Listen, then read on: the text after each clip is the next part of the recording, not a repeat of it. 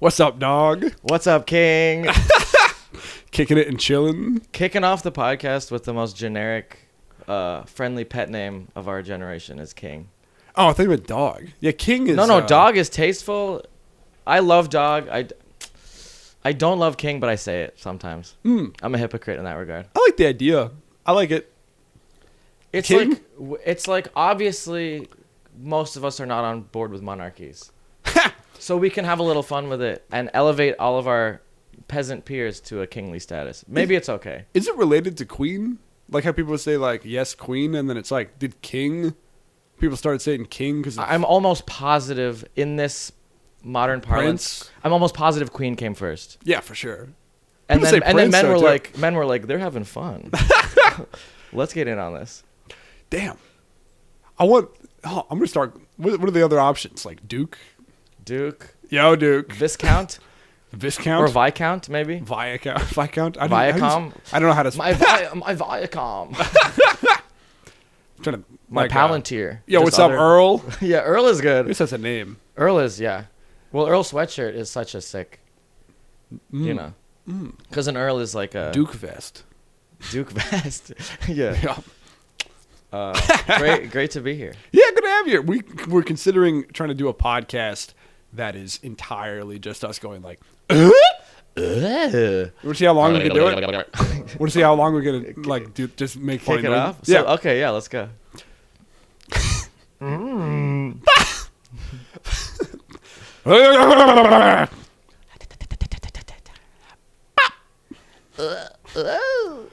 Oh. That was like a good squeaky door. Whoa. We're getting kind of Halloween a little bit. A little Halloween. Going a little, This is a great way to really decide who your audience is early on. I hope the levels are good on these. I can see that they're not. They're not good. We'll see what that does. Can you do an evil laugh? That's very like a Draculian. Dracula. That's not exactly. That's kind of. I find the obviously the evil laugh competitions are kind of cringe on purpose. I love the idea. Yeah. Shout out. Is it Mira's show?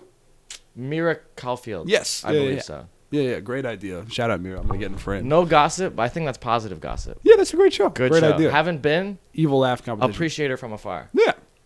And what did you do it? Did you? No. You said you haven't been. Would you? What would you do for it? I don't think, because I'd want. It's like write what you know. Oh, wait, hold on. I'm gonna turn this down. Oh, yeah, keep talking. Keep talking. I don't think. Honestly, I did a lot of theater, and a fake laugh I always struggled with, because it's such a I bodily. kicked over the plant.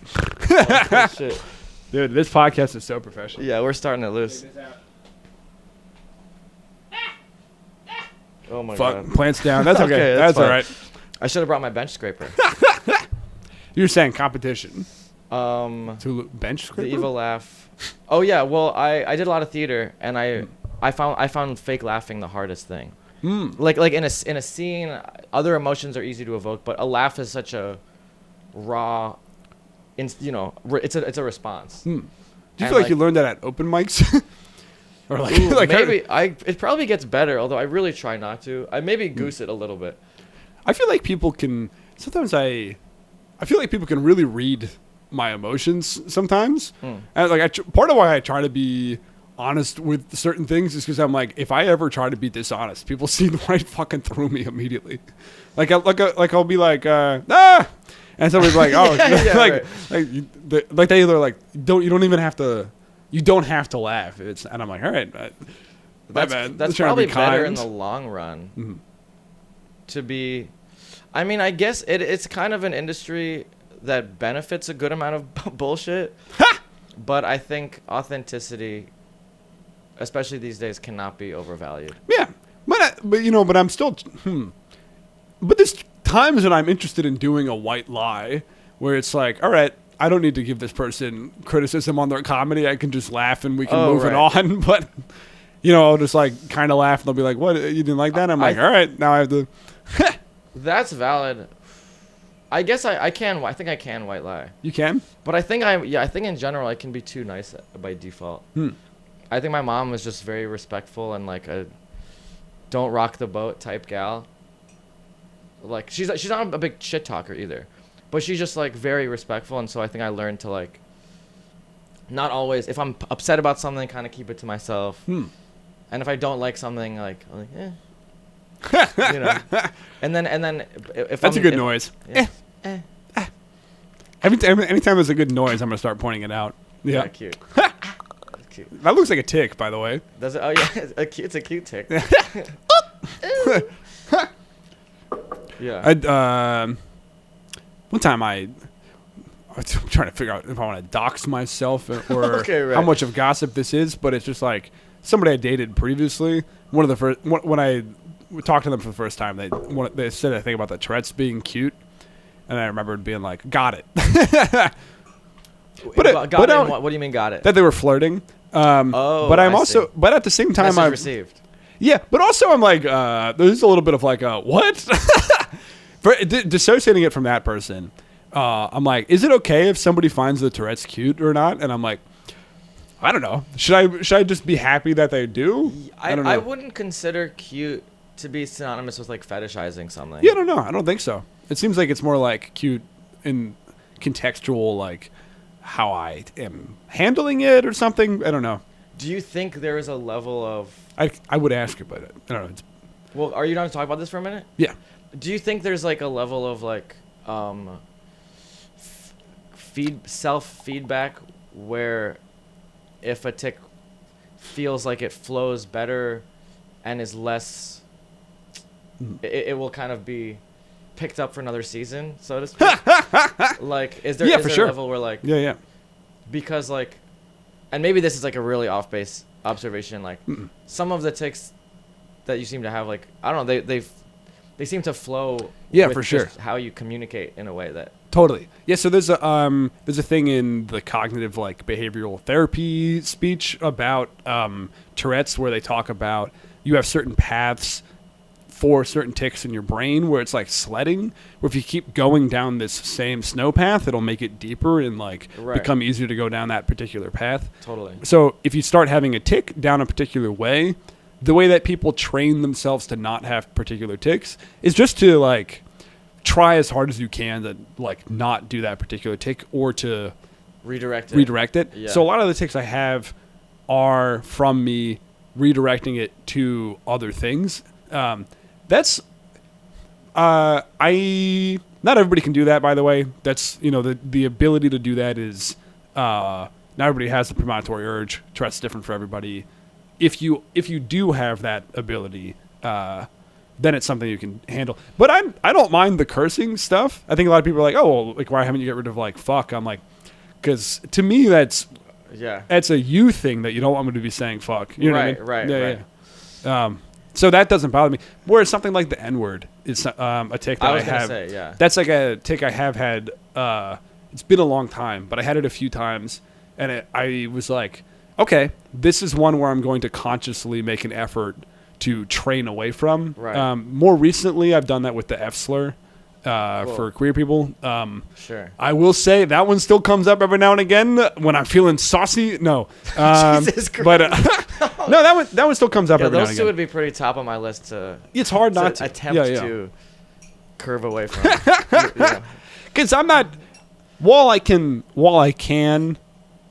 have some degree, it is still like it's a... I don't know. They call it involuntary.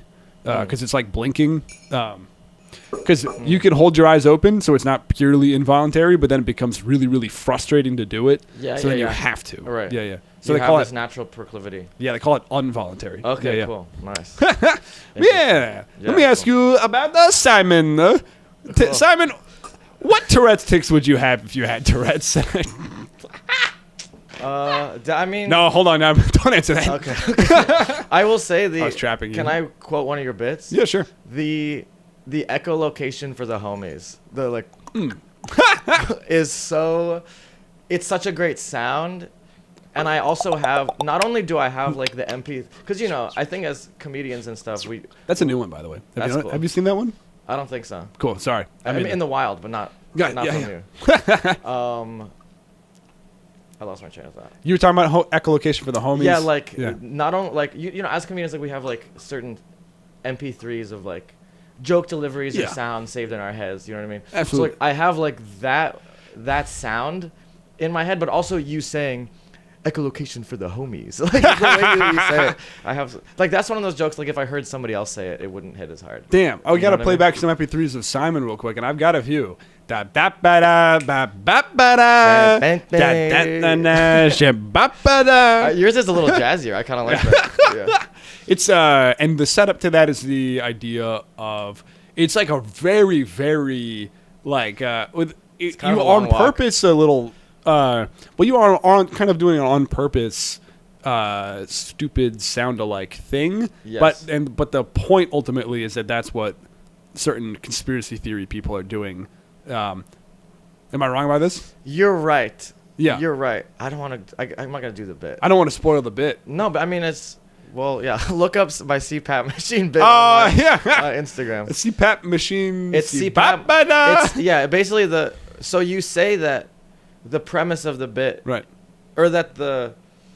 Is the core premise exactly. Like? So you said that like no, I'm sorry, but that is still core idea is the conspiracy theory observation, and the way that I get there is the silly wordplay. Really, it started with the core idea. I swear to God, wordplay. I love it. It started with CPAP machine sounds like sleep apnea, and then I'm like, well, wouldn't that be funny if that was like a conspiracy theory?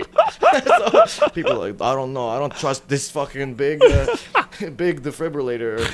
CPAP machine, sleep apnea, CPAP better.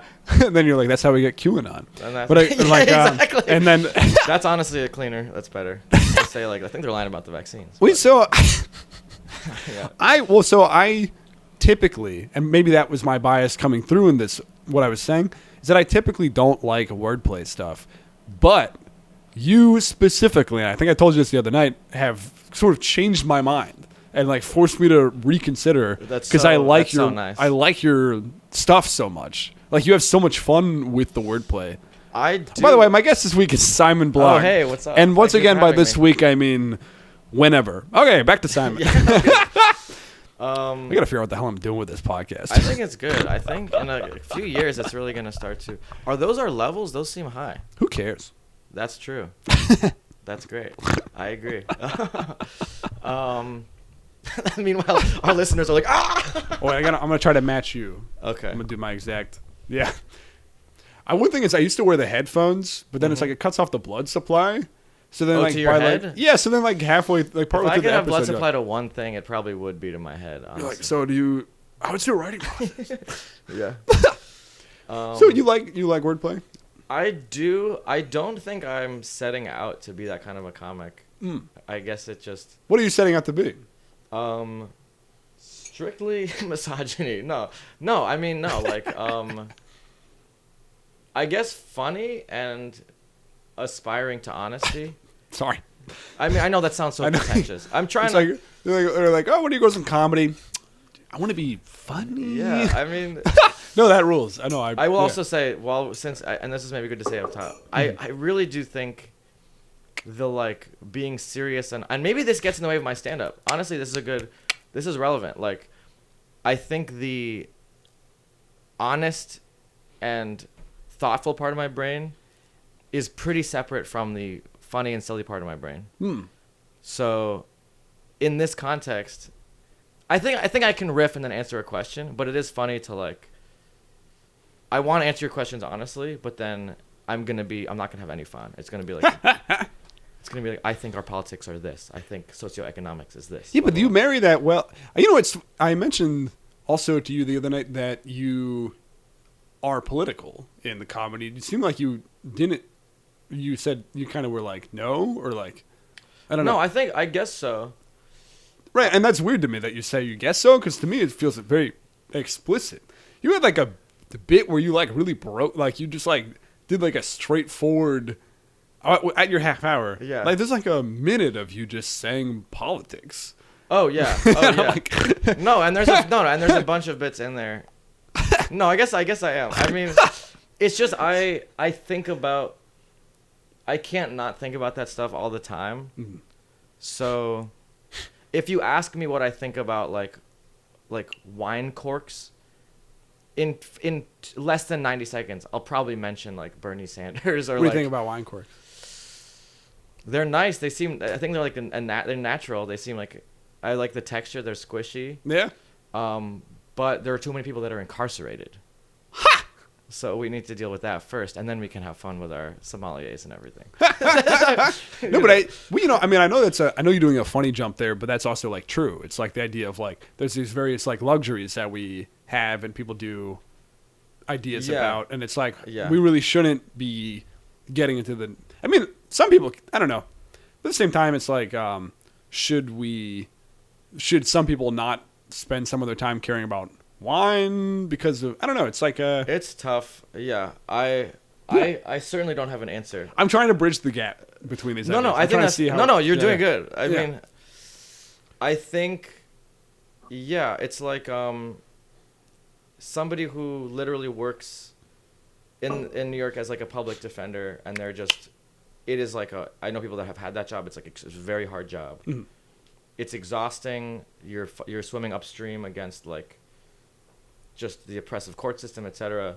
You get home to your couch in like Crown Heights or whatever, and you put on like The Crown to decompress. Mm. If you take a snapshot of that person, they're like eating a Trader Joe's snack on a couch in Brooklyn watching a TV show about imperialism. Right. But they spent their whole day fighting a good fight. Right. Yeah, they deserve a glass of wine. Whatever it is. Something. Or yeah. And then it's like the fights are all interconnected where it's like, the wine is a lot of these, I don't know, old money conglomerates in France or whatever. Oh yeah. I don't know much about the wine business. I don't know, but that's my best guess. It's no way this I'm sure they're in DIY guy with 5 grapes. Yeah. He's mashing it with his feet in his own bathtub. I'm sure that's been done. Honestly, the feet thing makes it feel more democratic. But there's no way they actually do that a lot of the time, right? No, it's got to be a giant machine. You're right. It's two like robot feet. I was gonna say it's a giant wine barista with like one of those tampers, but yours is better. I'm mixing like it's like a liquid disciplines. No, I like that. I like both. Yeah, it's two different directions. It's just such a satisfying. Yeah, the tamp. I'm thinking there's a robot nose and like a giant hand wafting. That's cool. Yum. Yeah, scientists are finally perfecting the inverse kinematics of spitting, of a giant like a robot tasting and then it's not good. Just giant lip, because this mechanically the action of simulating a lip to gather the liquid and then projectile it into the. Yeah, but I loved when you said the inverse kinematics. That is the term. Inverse kinematics is like. It's like a field of robotics where you know what you want the motion to be. Mm. So you have to figure out how to operate the motors to get there. Oh, cool. So like these microphones, we can just move the mic and then these things swivel accordingly. Yeah. But if we wanted to program each hinge to get there, it's like a hard. Oh, so it's like, okay. Geometric problem. The motion stuff working backwards through that. So exactly. Inverse of the kinematics. Inverse of the kinematics. Yeah. Thank you. Cool. Exactly. No, that's neat, dude. And how do we get a robot to go? I mean, it's got this because this is relevant and important. Because we are doing a good job of switching between the serious and the. Well, I'm just gonna. I love like. I'll tell you my reasoning. Well, let me just interrupt you real quick. I love like that's such a and slow mo, just like. Well, this is relevant and important. Well, the line of reasoning is because if we start marrying like robot women, we'll want to have a glass of wine with them. So I was getting serious, but I was still staying in goofy. Oh, you're saying there's still utility. Right. Well, I was using the serious tone, but I was staying in the this is important because as we allow people to marry robots, they'll have to be able to enjoy a cigarette appropriately. I guess that probably will come. I will say I want my robot wife to be able to go on a picnic with me and enjoy the summer breeze. not just suck me off. Or whatever. You're a real romantic. Because it's like they're all well. I will say. So is everybody with the robot. I love the multitudes of humanity. Yeah. And we can talk about sex work and pornography and all this stuff. Mm-hmm. For me, I would not marry a robot. No, I mean neither would I. Right? Yeah, I know. But part of why I'm getting to that angle is the people who do currently get like the real dolls and stuff. It seems like a lot of the time. I mean, I don't know what percentage of this is versus who's broadcasting it, but some of them treat them like their actual girlfriend or whatever. You know what I mean? They'll get those like sex dolls and they'll be like, "All right, I'm taking her for dinner." And I guess it's like, God, I don't want to. This is tough because I don't want to. Mm-hmm. Can we talk about this for a minute? Yeah. It's like it's kind of spicy subject matter. Sure. But I'd rather not feel rushed and then, you know what I mean? Depends on what the subject is. What do you mean? Okay, no, it's this. Okay, so it's like, I'm sure there are some people that have like a sex doll and they do not take it to dinner. They do not wine and dine it. Oh, sure. Yeah. Versus like really making a literal and figurative meal out of the thing. You know what I mean? Like, is one of those more or less ethical? I guess it's a better look to see through the personification beyond sex, etc. But I think either way that it doesn't have autonomy. It's not a human being. Yeah. So I don't think there's any ethical question with that in that space about like you can do if you have certain particular fantasies and you want to act them out on some sort of doll, that is fine. The only ethics that comes into question is like the society that we have that like gets people into these circumstances without giving them like other options or like it's more like the ethics is like more like an understanding society of people's choices as opposed to and what the inputs and the outputs are like.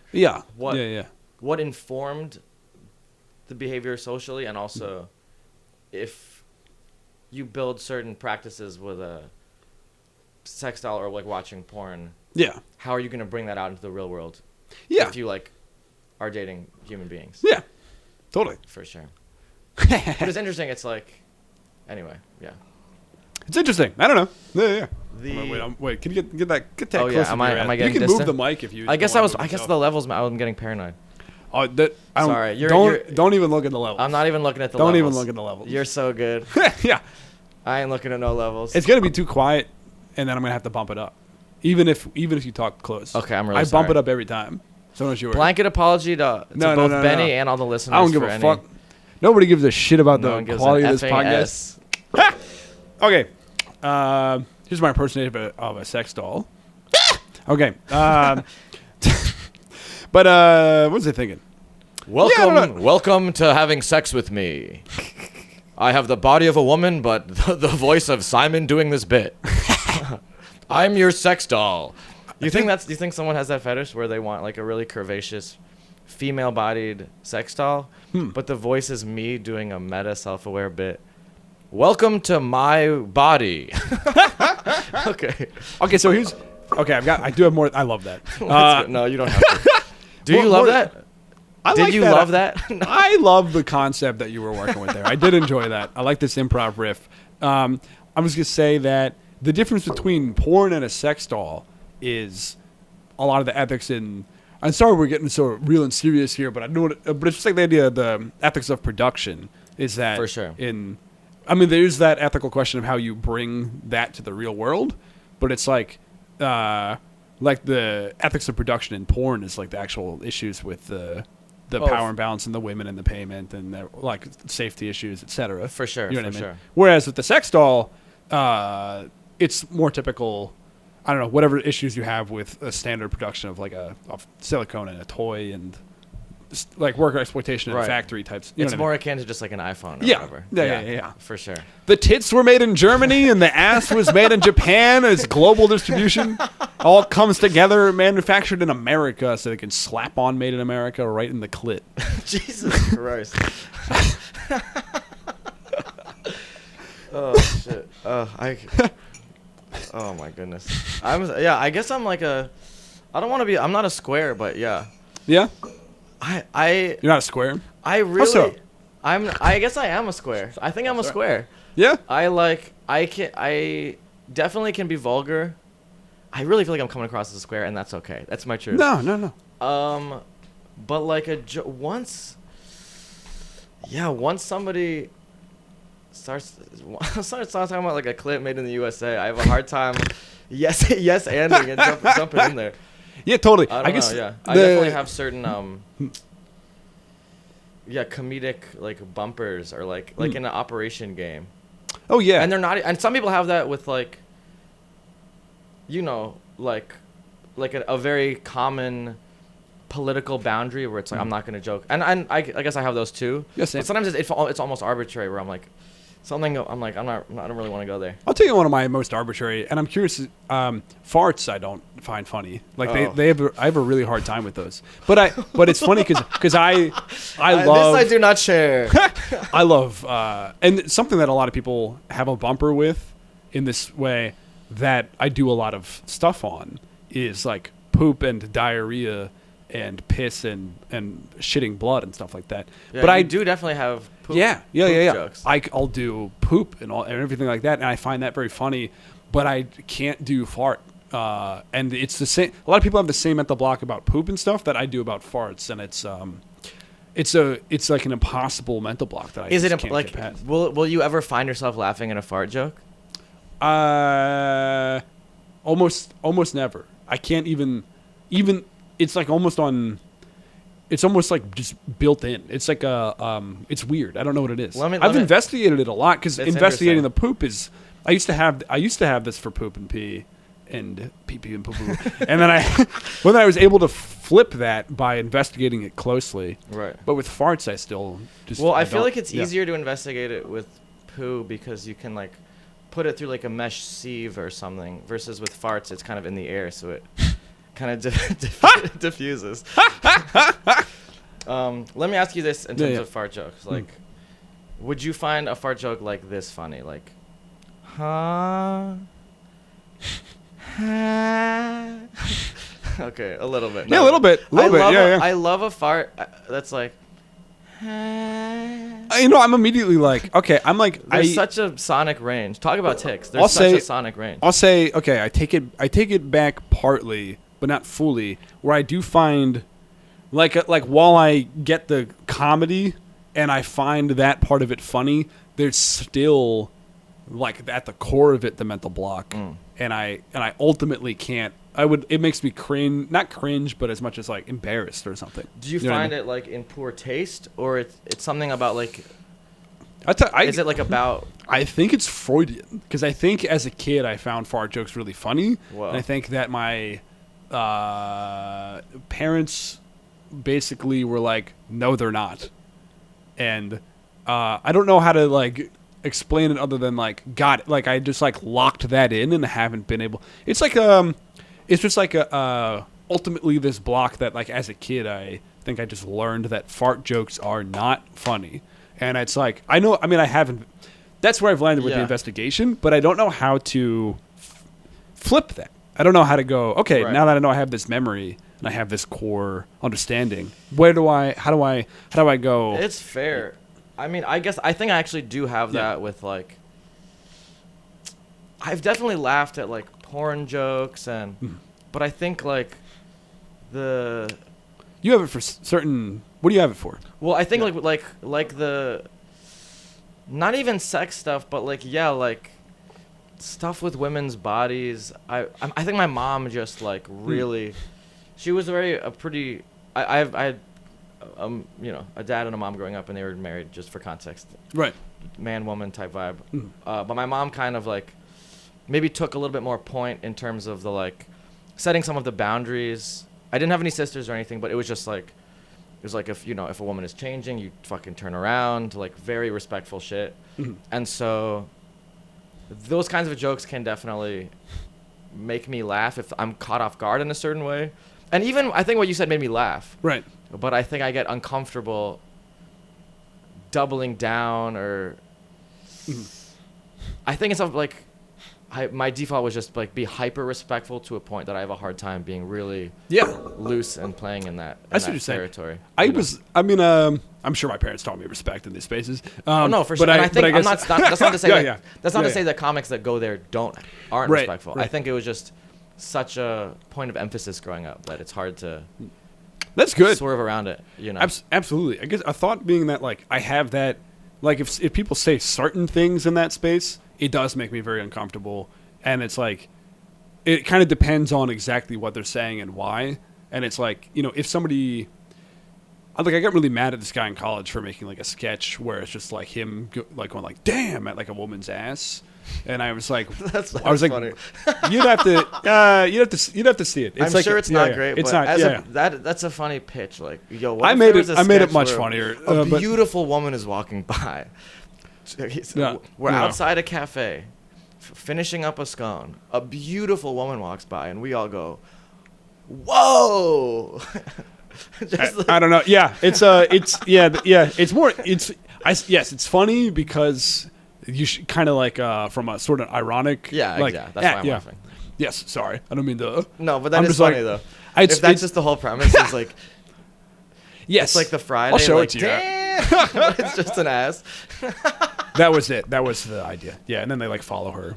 I was like, what is? Anyway. Right, for sure. We got into an argument about it, but and I don't know. It was just like a whole thing. But where's it going with this? Whereas with this joke, like the idea of the objectification of body parts, part of the thing is like this sex doll is an object, literally an object. And so when we're talking about the manufacturing process thing here, like we're both talking about like elements of the people who are objectifying and playing with them in this way, and then also we're making fun of like the manufacturing system. I mean, it's hilarious. There's so much. No, it's ripe for. Yeah. So it's like it's less of a like the joke about the clit saying "Made in America." It's so like, good. I appreciate that. It's really funny and like like the. Okay, it works on multiple levels. Like, there's like, okay, what is it? The breasts are made in Germany, the ass is made in Japan. You said. Yeah, and then that's hilarious. Yeah. There's a bunch to unpack there with like these two body parts as like. Well, I got there from you saying the iPhone thing, by the way. That's Right. Yeah. Okay, interesting. The breasts of the iPhone are made in. No, just because like all the different parts of the iPhone are made in different places. Yeah. But then also like the clit being relatively smaller. Right. It's like this tiny little. It's just like the final stamp is made in the U.S. so that you can say it. Yeah. Very good. Yeah. Look, I liked it. I guess maybe this is not a successful comedic trait, but I think, I guess. No, but I think it's a good. That's still a good impulse. You know what I mean? It's good to go. Okay, even if it is technically from a positive, ironic perspective, there's still these certain elements that you're touching on that are hard to. You know what I mean? Yeah, for sure. You could have a perfect fart joke, and I'm still gonna go. That's fair. I mean, I'm really determined to crack you. I have a few in my small intestine that I'm waiting to really. You've got a few jokes. I've got a few in the chamber. Yeah. Nice. Okay, cool. I'm really waiting to. I'm deciding when to lift my knee. I'll have to think about it. It's something I want to examine more. What was it? Fucking thinking. I forget. No worries. Yeah. I'm really I am in a particularly good mood when I have water and coffee at an arm's length. Dude, it rules. Yeah. I'm out of like milk right now, so I don't have any fucking. Are you kind of a milk? Dude, I love a creamy. I love a good creamy. Creamy crystals.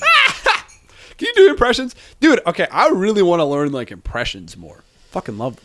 Okay, this is related to what you were saying about the neural pathways being reinforced like a ski slope or whatever. Yeah. I've always been pretty good at voices and pretty good at impressions. I've been practicing them less consistently in the past few years. And so I just triple and quadruple down on like a smaller number of voices. What do you got? I've been doing this really stupid voice. Like, dude, every time you I've seen you do this, it makes me lose my mind. I can't stop though. It's oh my goodness. There is coffee and water at an arm's length. Like it's probably offensive to somebody. It's not that funny. Dude, you're doing like Italian. ish. Sure. I don't think once again with the. I mean, what I mean it's by just once again, vaguely it's like, white enough, European that you can get away with it. Yeah. This is the truth. I would say 100% of the showers I've taken in the past 18 months, I'll be showering and singing like, "This is the truth.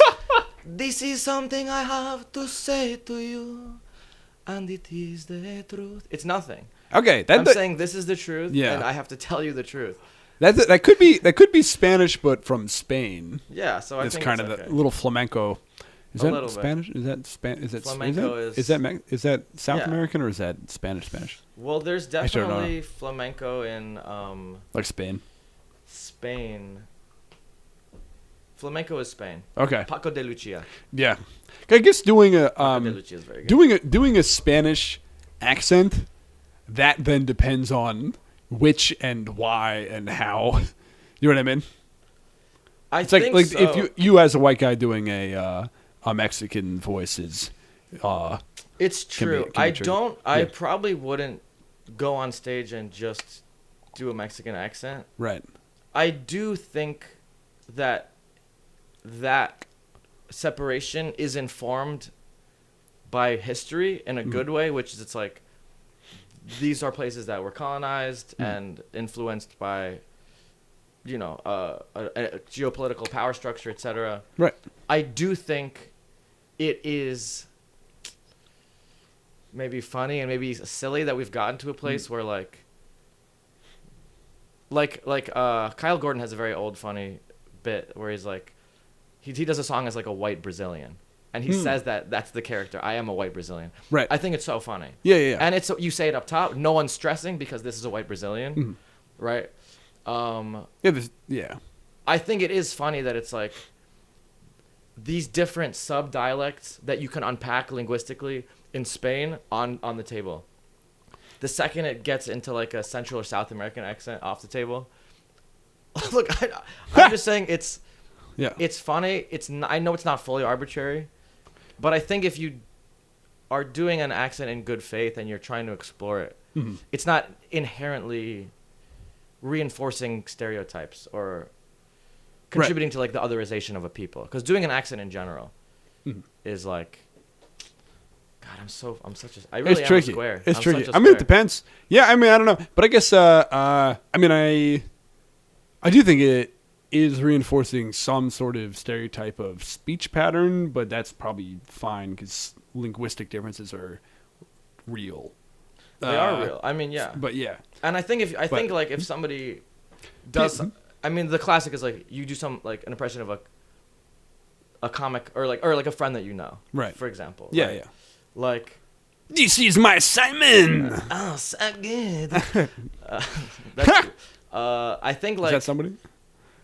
Okay. That was me doing you doing me. Oh really? It wasn't very good. No. Knew that was mine. Like say like you really know by heart Chris Rock's bit about how bullets should be like $100 or whatever. Right. Like you'd want to do it in his voice. Like man, maybe. I mean, I don't know. You wouldn't have to. Yeah. But it's like look at us exploring like this your delivery. It's like, is a good joke only what it is on paper? No, I think it's the delivery. It's like what the voice of the person brings to it. Obviously. But same is true for a bad offensive joke. You know what I mean? Right. Yeah.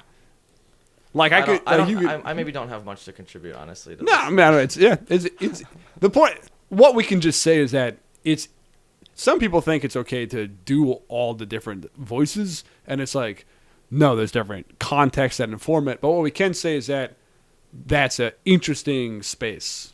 That's an interesting space. Yeah. Or people will do like if you'll do like a Chinese accent, but it's like making fun of immigrants ultimately because those are the people that. Of course. You know what I mean? Anyway, and it goes a little something like this. Yeah. No.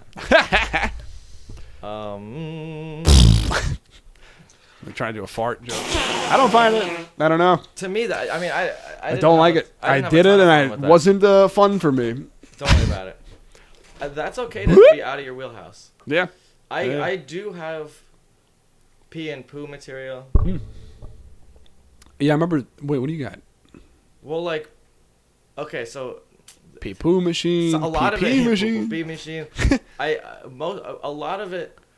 Can you get near that mic, by the way? You were so far. Sorry, you're right. Sorry. I scooted away. Yeah. The one that I can point to that maybe actually would barely qualify as material, where the rest of it is just true bullshit, is I think it's funny that like there's poo poo, which is poo. Nice. There's pee pee, which is pee. Nice. Yeah. Little kids sometimes will say poopy. I made a poopy. Which is still poop. Yeah. That's poo pee. That's poo. But pee poo's not pee. What is pee poo? Pee poo's nothing. I made a pee poo. It's like you're going to prison. Like, what are you talking about? You're going to prison. I know. See, that's one where I say like you're going to Alcatraz. You're going to the prison island. But I really don't think prisons or incarceration is funny at all. But I let myself conjure at least the image of Alcatraz because it's this, Al Capone went there. Oh, yeah. I think. You know what's interesting is we can have some fun with it versus just like Rikers or Yeah, I think the threat, the people use a lot of jokes about the threat of sexual violence in prisons, and which I think is bad to do. And it's interesting because I don't know if I had that opinion when I was younger. That's not something I knew to know. But then I watched a video by a guy that it was called, bad to like joke about that kind of stuff. Yeah, as a kid. And then I saw a video by as a kid, I don't know. I think as I got older, I probably I recognize all right, don't joke about that in general. But I saw a video a little bit ago by a guy called Renegade Cut that really goes into detail. And he's like, people are making this joke all the time. And it's like, damn, that's very pervasive in our culture, which is interesting. It's so pervasive. Yeah, you see people do it all the time. Yeah, it's like if you bring up prison, it's like we really went political. No, I know. I'm like, we were like, let's try to do silly voices the whole time. We've definitely even jokes about it. Yeah. But I guess it's before all the idea of the bumpers. Of what it's inherently going to be things that either we personally just don't like and find cringe and gross or whatever, right? Or it's going to be major social taboos and political issues. Yes. You know what I mean? Yeah, which is interesting. For sure. I mean, look, this is a comedy podcast. Yeah, I would assume. But in this we're seated and we have mics, and frankly, I'm drinking coffee, not beer. Yeah. So I'm in a little bit more of a I'm on the record. You know what I mean? Yeah. I will. Okay. While we're being honest and serious, those kinds of jokes about sexual assault, rape in prison, etc. I don't know if there's a more talk about the ski slope being well established. I don't know if there's a more automatic if you go on some. If you're around comics and you make a joke like that, somebody is gonna. You bring up prison, somebody's gonna make a joke about dropping the soap or whatever. Right. And it is on paper, it is the lowest social wrong in our society. Is these people that have been completely forgotten and sequestered away for often very minor offenses, whatever it is. But I think it's so abject and extremely that it circles back around to being comedic fodder, It's I'm not defending it. Right. I as a rule don't joke about that stuff because I've known incarcerated people, etc. But it is talk about interesting. It is interesting that it yeah, I don't know, but I think it's crazy pervasive. Yeah, and I think people don't engage fully with it mentally. I think it's one of those things where you're it's this abstract idea. You know what I mean? Yeah, for sure. And then it's if you really sit down, people are you are making a joke that is reinforcing this as a you're basically going, this is a deserved punishment for a crime, or at least a socially accepted one. You know what I mean? For sure. I'm gonna sneeze this. I'm gonna sip this. Sorry. Anyway, back to comedy. We got a little bit left. How much do you have? We just do an hour. We're just chilling and okay. Cool, yeah. cool, I used to do 2 hours, where the second hour would be the bonus set, but okay, people can't do You go. You go. All right, now it's time for the second one. Then they go. The audience or the guest? The guest. Like everybody's Okay, cool. everybody's done after an hour. So I'm like, all right. Well, I will say, I would be down to I'll keep going. just to explore some lighter fare. Yeah. You know what I mean? Yeah. Because You know what I'll start doing? It's a big beautiful world out there as well. What do you think of this? I'll just start going until I feel like I'll do it where whenever it feels like a natural. Yeah, I think that's right. Yeah. Well, I think it's probably to have extra. But then also sometimes you don't want to run into the ground. Yeah. On the talk show, sometimes it's like there's such an obvious, a big laugh line. You're like, let's close it here and then. But then sometimes I'm like, I want to get a little. I want to ask you one more question. And then sometimes we don't end as hot, but sometimes it's like I am still glad we went into that. You know what I mean? Oh yeah, love the talk show. By the way, this is Simon. My guest this month, this year. This is Simon Bloch, extremely funny comedian in the comedy scene. Hello. As opposed to all those comedians who are outside of the comedy scene on the fringes. Or just in society. public. I'm not even in public. He's just in the I'm comedy just in scene. the scene. And barely. I'm just really. And he runs a show at the Gutter. At the Gutter in New York. If you're in New York City, it's a bowling alley bar. And they have a thing called the Spare Room. Little pun there. Fun space. I know, it took me. I was running the show there for a few months before I knew that was what the pun was about. It was like a bowling pun. Oh yeah. Live talk show, great house jazz band. Yeah. Where can they see it live? I know we're doing plugs a little early, but where can? We have a website. It's called the Nighttime Routine. TNR.LOL is our website. Nice. The Nighttime Routine. .LOL. Or TNR.LOL. .LOL. Or I think we have the Nighttime Routine. This motherfucker got a .LOL. I thought it was funny. That rules. No, I love that actually. Yeah. I wanted to get a .com, so I went with Benny Feld because Benny Feldman was like taken. Shorter is good. What? Short is good. Yeah, short is good. Yeah. Versus BennyFeldman2.com, it's like no. Yeah, no. Benny.gov. There's a guy who has SimonBloch.com. Makes sense. And he has been sitting on it, and we've emailed back and forth, and he's like, actually, I'm gonna hold on to it because I have some projects planned, and he hasn't. He has nothing on there. I don't care, but it's a little bit. I guess it gets into a little bit of a like private property mindset where I'm like, I want that real estate. I want that acreage, that digital. I want that digital acreage. Yeah, I know what you mean. You know? Yeah.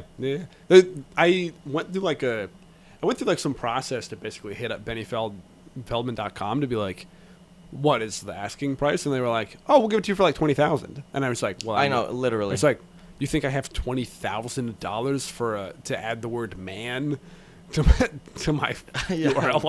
Like I'm not going to pay you that. Yeah. You can't. I barely have 20,000 to make myself, to feed the man, to feed my. Yeah. I am a man. I don't have $20,000. yeah, exactly.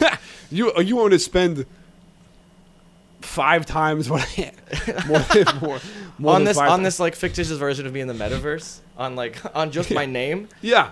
You want me to buy my own name for $20,000? You couldn't afford to keep your name if somebody else wanted it. Yeah. A little paper mug. It's like Howl's Moving Castle when they you ever see that movie? I did, but I'm sorry. I mean Spirited Away. Oh yeah, okay. Yeah. That's I was about to say it's been a while. Whereas Spirited Away, I see like every 2 years. So she gets she's Chihiro. Like, she loses Chihiro. She has to be Sen. Yeah. I own the name now. The way that she pulls that like sharp finger. Yeah, so good. So she's like, that'll be $20,000. Yeah. You want that back? Give me those Benjamins, please. Now I want to make like a fan edit of Spirited Away. But it's like Uyu Baba, but with like sunglasses, just like counting her millions. Like, she's like into crypto and stuff. Yeah, with like a 21 Savage beat underneath it. The bathhouse is like an influencer bathhouse on like TikTok and stuff, and they're doing like It's there's like that white middle schooler who's like wearing the pink shirt, and he's like, I had to do it to him. Do you see those TikToks where people are like, I'm at the Russian bathhouse in Soho, and I'm here, and it's such a relaxing day at the spa. I got all the hot stones put on my body, and they gave me free drinks. It's an advertisement. You know I see these, but I see them later than you, and I see them on YouTube Shorts. But I'm saying it's that, but for it's like that. It's like Yeah, I'm at the Spirited Away bathhouse. Yeah, and like the movie doesn't really do it justice. The staff is mostly humans, and the frogs are not as cute in person. It's like somebody whose whole life is creating Instagram videos of them doing expensive things. Well, that could. Oh yeah, I mean that's like so much of. Like I love to cook, and there was a time when I was excited to like maybe start like a comedy cooking show, which I guess I still wouldn't rule out. Oh yeah. But it would have to be funny because, as good as I am, as fundamentals as my knife skills are, these kids are eating Wagyu every day. It's like. It's like. Oh yeah, they're like the richest motherfuckers in the world. Well, yeah, and so it's just like no food that I make is gonna look as good as the best food that humans have discovered. They're getting Jiro Jim's of sushi just like on Uber Eats. Like that's how much money they have. They're like, making it every day. It's like they have this like rare taro and this like. What is that? Taro is this fatty fish, I think. I want to explore Jiro Jim's of sushi to go. I like that idea. Okay. Can I get it? Okay. Can I get a doggy bag? Sorry. Yeah. No, that reminds me of. Can I get a box for this? Taking one box. No, they would. Styrofoam box of like. And it's like sweaty. Yeah, that's such a thing though. Like I'm friends with my friend who runs a cafe, and she makes these beautiful little avocado toasts, and then she has to throw them in a thing and then staple the bag, and then the Uber driver impatiently is like waiting for it. Yeah. And then it's getting tossed around, and it's like just cook, like you're getting a really delicious breakfast that is ruined by travel.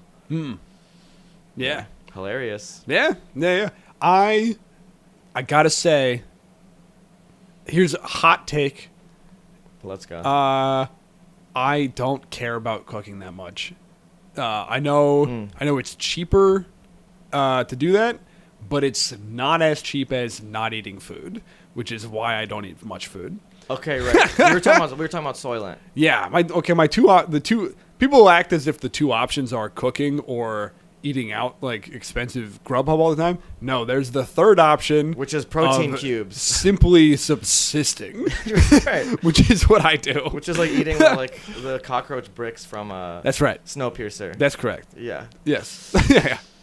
That is a way to live, and I believe if you're getting your sunlight, you have healthy relationships. Yeah.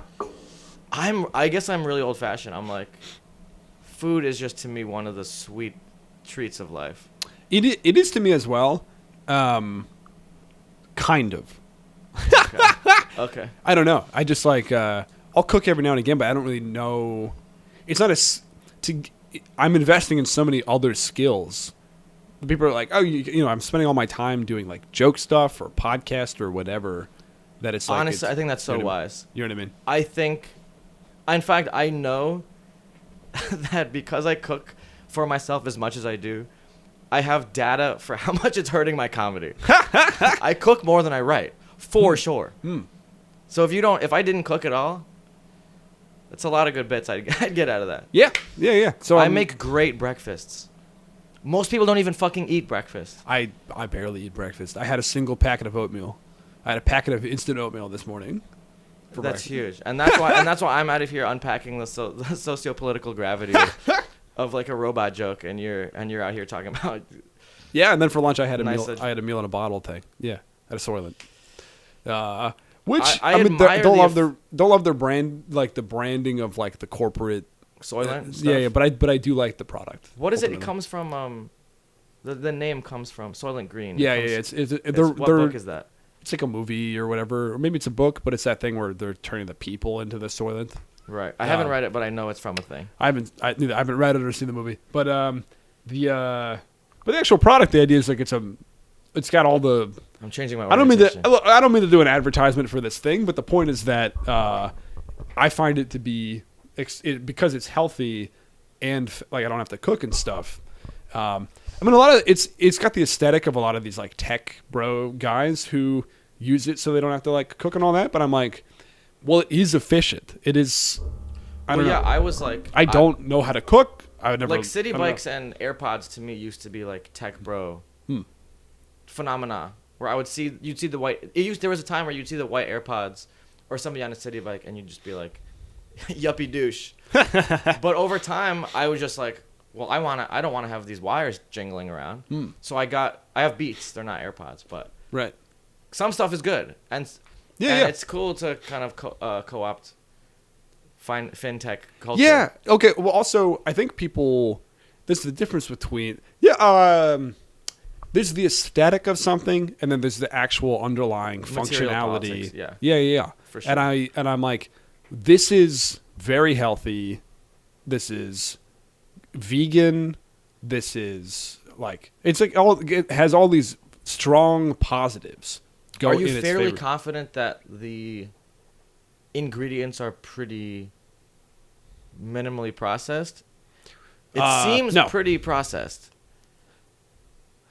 I mean, a homogeneous liquid that has all of your nutrients does seem to be the most processed. Yeah, but the issue with processed food is not the specific processes can be good, like pasteurization. For sure.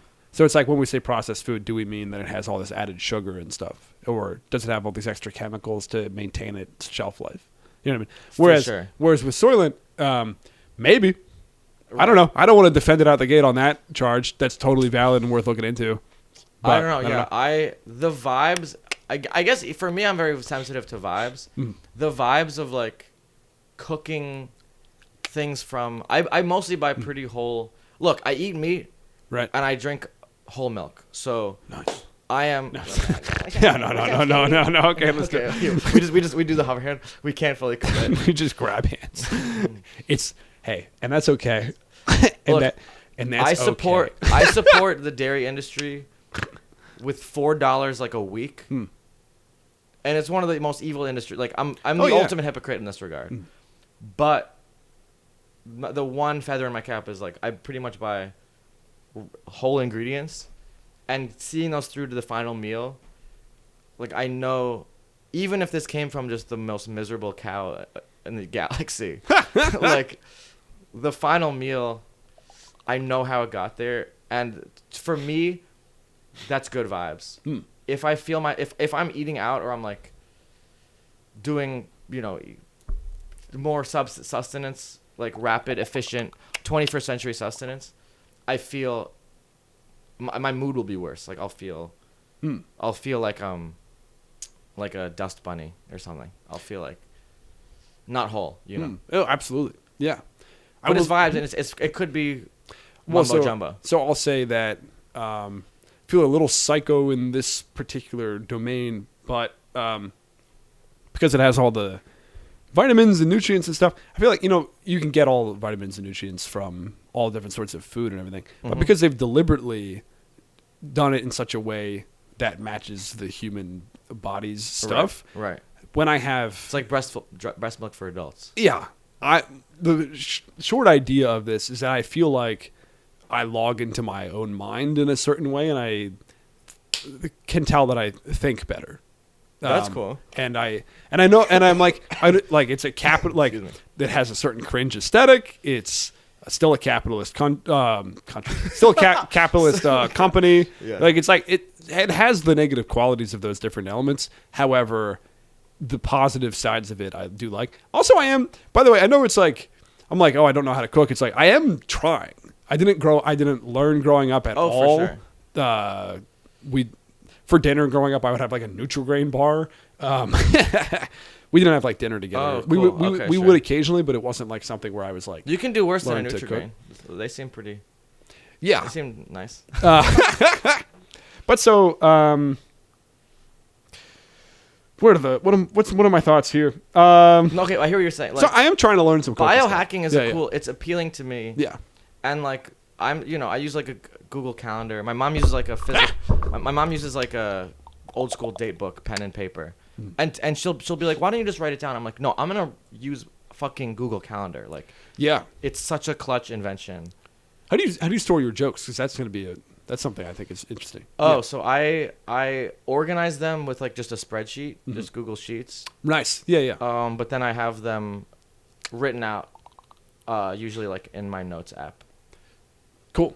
Yeah. Okay. So I use it's a spreadsheet software. Airtable. Which you put me on to. Nice. And I think the simplicity of Google, I kind of went back to my just simple. Gotcha. Simple grid roots. It was a little bit.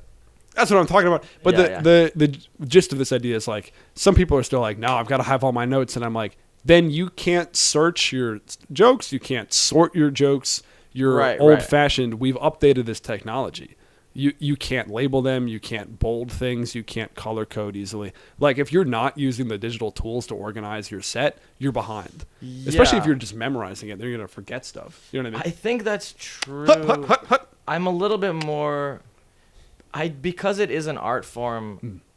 But you can have any approach. I don't mind. You know what I mean? Yeah. But with other things, like... with other industries, I think it's...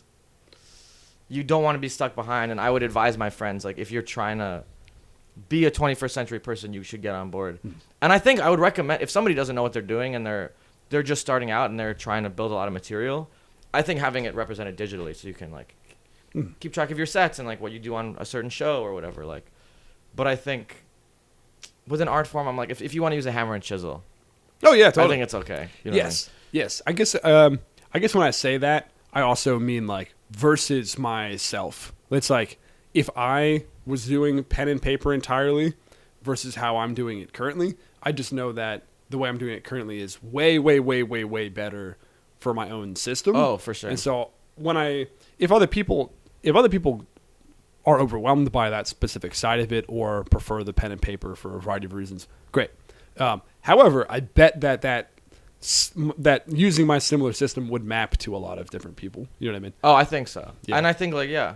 And the reason they aren't adapting to it is for an aesthetic quality of maybe stubbornness, or they saw Jerry Seinfeld say you have to use yellow legal pad or whatever. Yeah. You know what I mean? Right. I use the pen that he uses. But that's a coincidence.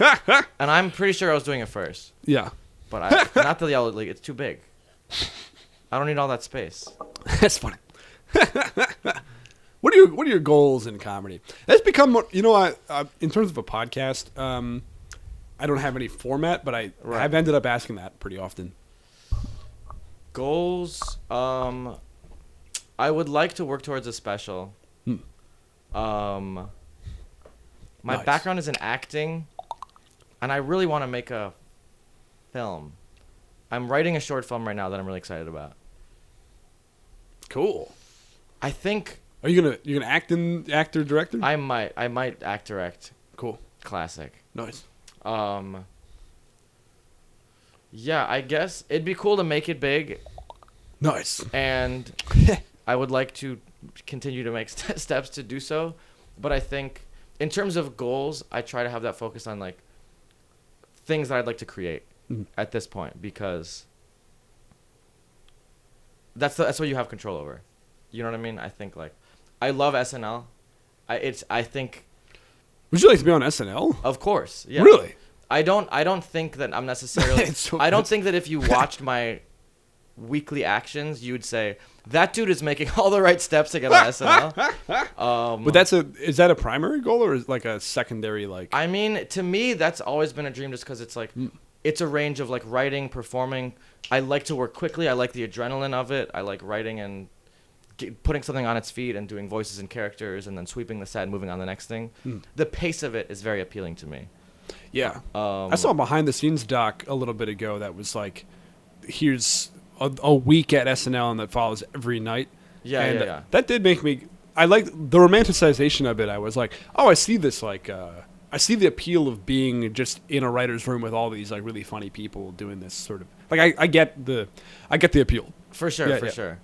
People can be very critical of it. I think sketch comedy is very hard, but I'd be lying if I said I would not love to be on SNL. Totally. You know what I mean? Yeah. And I think it's cringe to sometimes say your aspirations out loud. That's when I will allow myself. It's like, absolutely. My specific criticisms are less about the quality of the sketches, because I know sketch comedy is hard, more about the power dynamics of whatever Lauren and NBC's relationship is to the performers. You know what I mean? Okay, sure. But from what I've heard, I'm sure we have similar thoughts on that, but I don't know a ton. Yeah, I'm not trying to fuck up your shot. Simon for SNL, baby. No, yes. 2024, yes. Hashtag Simon Bloch on SNL. I'd be so good. And I do like... You would be great. You would be... No, I mean this. You're like... you have a certain... You do kind of have like... Was Rick Moranis on SNL? So I don't think so. No, I don't know.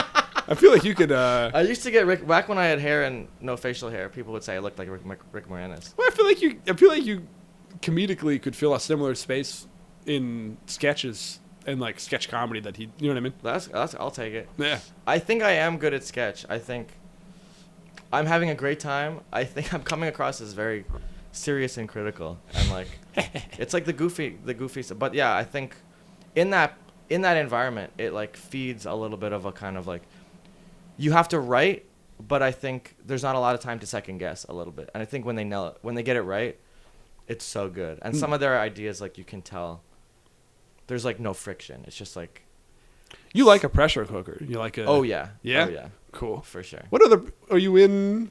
Oh, you got the late night show. The talk show is like that. Although I wish it. I'm always trying to do more and more stuff in advance, but there's so many moving pieces. Like, yeah, that's cool, man. I like that. I remember when.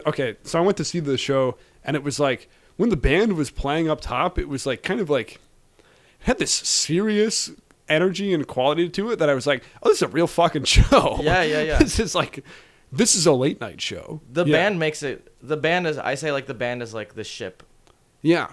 Like I'll like steer the wheel, but the band like they set the vibe. We've really tried to prioritize like the transitions between guests and stuff like that. So, and it has talk about vibe. It has such a feel in the room. Like who are they? The band leader is my dear friend Nick, who I've known since we were 4. Like we went to elementary school together, and he assembled the band of like 6 of these just jazz cats that are just friends that he knows. He assembled it for the show. So it is truly a house band where like they have yet to do a show outside of the talk show altogether. But he's done shows with like a subset of them, basically. So cool. That's neat. They're good. They're very good. They're very good. They did a little improvised riffing. They do some riffing. I think they're all really sweet, funny people, and so I want to like throw to them more and like. I was trying to dance to their stuff afterwards, but people weren't dancing. People should dance. I was like, they don't pick. They can do headier jazz where you sit and you're like, but they choose pieces that. Are you a musician? No, but I like music. I play a little bit of drums, but I mostly just listen to a lot of music. Cool. I was thinking maybe when you said the headier jazz, I thought maybe you knew like jazz stuff. I know some jazz stuff, but I can't play it. Cool. Jazz is hard. I don't know a damn thing. What do you have? I talked to Sean about this. I feel like I have too many crafts. I've done carpentry. I cook.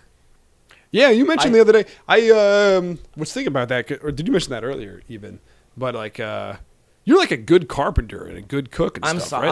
I'm a good cook. I would say I'm a sustenance carpenter. I can fix something. I can sand and I can cut, sand, and finish a piece of wood pretty nice. It's in a weird place where it's like talking about like goals. Like, I'm sorry. Wait, no, go ahead. Do you make furniture? I have made a few things. I can't make like I don't have the tools to make like or the skill to make just like a beautiful rounded chair. But like I made my workbench. I made it pretty nice. Can I put in a specific request? I'm trying to get gears made for the hat. If you just make a tiny little wooden gear, I would love that. Oh, yeah. Yeah. Yeah, I could probably figure something out. Cool. Gear is actually famously, at least in machining, it's a hard problem. Yeah. Really? Yeah. This is like the inverse kinematics thing. Oh, we don't have to get into it. The shape of a gear, a functional gear, it technically is called. Doesn't have to be functional. It's an involute curve, where the curvature of the teeth are such that when the gears are pushing against each other, the force against them is constant. It like irrespective of like where they are in their rotation. It has to be like perfectly like. Yeah, but that's like if you're machining them. There's this Inheritance Machining is this amazing YouTube channel where this guy makes his own gears and other stuff, and it's so cool. I'll check it out. Yeah. But I guess I just would like one for the hat. A wooden gear, yeah, like this big. However, yeah, or whatever size. Yeah, you can do it probably just like a drill press or something, just to like go around. It'd be fun to make. Yeah. So I'm getting different gears from different friends, and so the hat is going to be instead of it being like cheap plastic crap from like, look, you know what I mean? Because I don't want to. I don't want people to buy more of this shit. So I want to go. No, this is a DIY project. That's sick. Friends helped make. You know what I mean? I love that. So I've got a gear chilling over there from one. I'll pull it out real quick. Yeah, let's see this gear. One of my friends does like 3D printing, so this is like a. Oh yeah. This is for my friend Sean Stevens. Oh nice. Can I see that? Yeah, absolutely, oh my God, absolutely. This is good. He made 3D printed a gear, and gonna get that on the hat. Okay, this is good to see. I started drawing on it with the bronze. Oh, yeah, I was gonna say. I assumed that was like the material because it looks pretty. No. The color is really nice. It was black, and then I started. I was trying to bronzify it, so you could see it better on the hat. But yeah. I'm trying to think about how I would do it. Dude, honestly, if it just got me in the shape, I would just draw on it with my bronze marker. That's sick. Yeah. Okay, cool. I have a Dremel. I'd probably mount something and then cut slits and then try to rotate it. Nice. Whatever, 8 degrees or something. Cool. Yeah. I'd have to make like a little rig for it, but that'd be cool. Yeah. That's what's up. But anyway, I think I do too much tinkering. Cool. I think my dad always said Let's get him the hat. Let's get him. Let me get a hat. The way that my dad says, and I think this is like really good advice. If my riffing is not on, at least my knowledge and tinkering hat can be on. I will say, wow, this feels good. What's good? I'm so out of frame. I'm always out of frame. Some of the best advice my dad ever gave me is like, you can do multiple things in your life, but it's better to do one thing at a time. And I think I've done my best to take this advice. I keep doing too many things at once. And so I would probably be smart to throw away all my chef's knives. I disagree. Just drink Soylent. Can I distract with your dad? Destroy my tools. No. And just become a joke writing machine. No. No. Strap myself to a chair with just a pen. Not even a pen. That's Airtable. Is that what you think I'm doing though? No. You clearly live a fun life. Your room is like representative of like your hobbies and your interests. I think I'm just doing too much tinkering. I need to shift the scales at least a little bit. But I don't maybe. But I guess the thought is that it all connects because like one of my interests is dinosaurs and like ancient beasts and stuff. So the videos and stuff that I watch about those things is its own, that's its own hobby. Mm-hmm. But then it ends up informing the comedy. Oh yeah. It's not necessarily directly meant to. It's like if I feel myself doing something out of the explicit goal of writing, then that ends up kind of ruining a bit.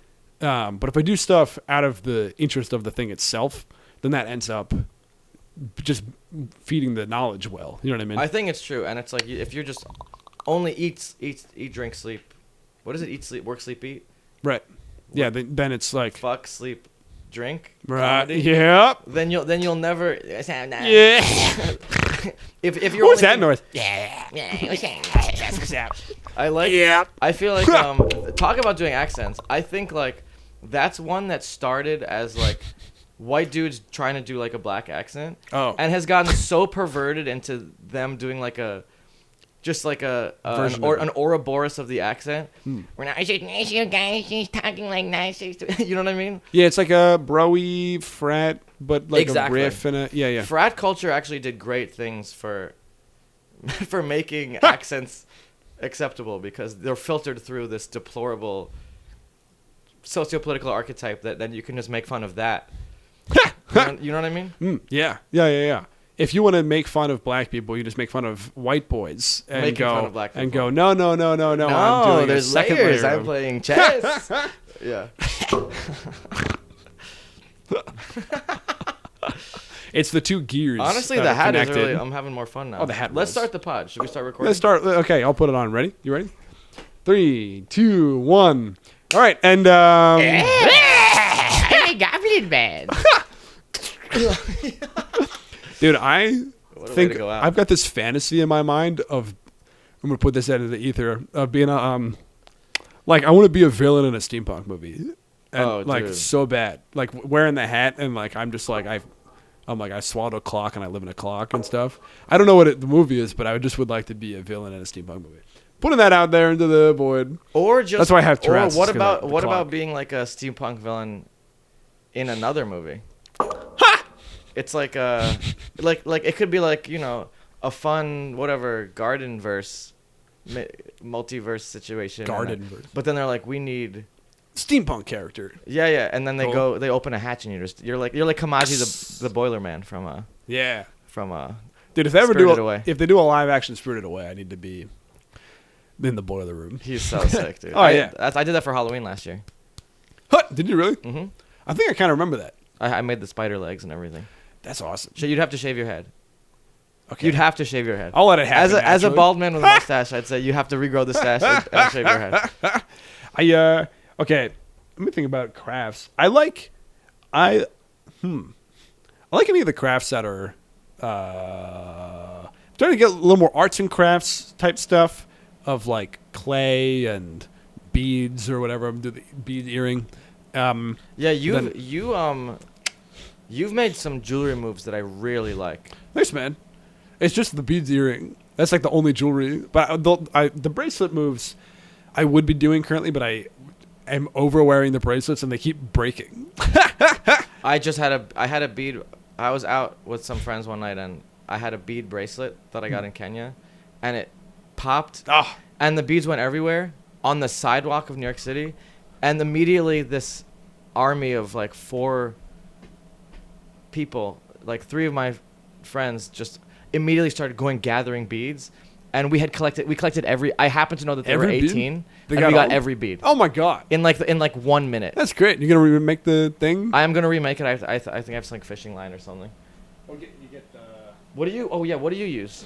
I don't know. This is my. Although you're saying yours is broken. So so my sister made this and it got way too loose, and then this is another gift from a friend, but then 2 of the things kind of broke off, and I'm trying to figure out how the fuck to get it back together. But I love both of these. Yeah. So this one I can clasps. Yeah. So I do different kinds of tinkering. Clasps are not my wheelhouse. That is like a okay. Well, the clasp is like fine. A jeweler's. That's not the clasp. That's like a random middle part of it. The clasp, yeah. But these fucking. So I think I might try to take those off and put it on one of these kind of more like elastic things. Then I'm gonna take these off and put it on another one. But I did get. This is really nice. This has a nice weight to it. I got the shit for it. Hold on. If only a satisfying weight could be communicated through the podosphere.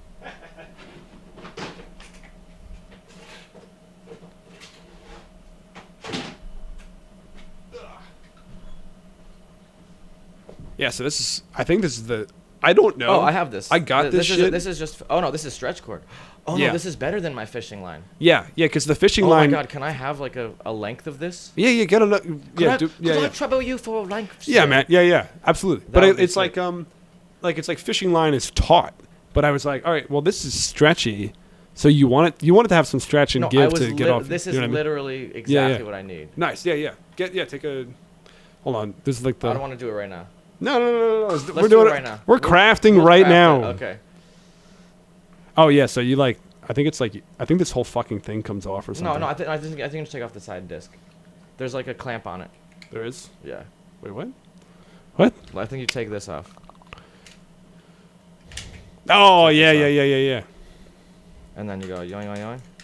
Yeah. So yeah, that's Can I do that? Yeah. Wait, you want scissors? Oh my god, you're gonna give me scissors too? Yeah, dude. Let's craft. You want to craft? Let's go.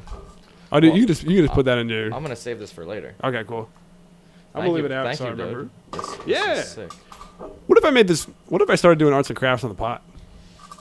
Yeah, another couple mics just for the ASMR of it all. There's like a.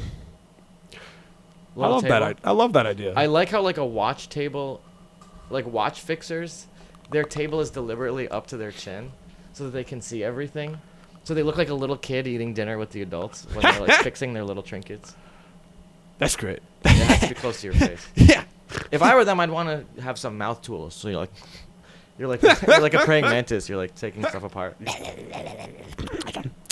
Yeah, I actually really love this idea of like if there was a little table here, and we get out like pieces of paper, and then at the end we show people we kind of craft, and at the end we show. Yeah, that's fun. That's a great idea. It's a great idea. Want to do a little bit now? Yeah, you want to rig it up? Maybe not. I don't know if I. I don't know if I have it all ready to go. I'd have to get on camera and shit. In real time, changing the genre of podcast that it is, that'd be impressive. That would be hard to pull off. No, I like the idea though. This is very nice. I do like this, but it's like I'll try to fix it. Yeah, there's like an interest that, you know, like, obviously, like, there was like a moment where people would start doing, like, guys would start doing nail polish. Yeah. You know what I mean? Like, there's like a movement where it was like safe to do it and no one would interpret you were queer. Mm-hmm. You know what I mean? I think it was interesting where it's like, still is. Yeah. Oh no, but that's what I mean. Like, obviously, you know, gender and sexuality expression is like a whole. Yeah, good. Yeah, when I start getting too unproductively cerebral, you just make that noise and I'll shut the fuck up. No, sorry. But I think there was like a movement of like people once it became normalized, and there was no risk of being it's basically safe to be very straight and also have nail polish. You know what I mean? Which is fine, and I think I like people being able to express themselves. But I like how you do stuff with jewelry where it's like you're not trying to look hard as fuck. You like things can be beautiful. Yeah. And I think there's like a fear of beauty. Yeah, I think there was when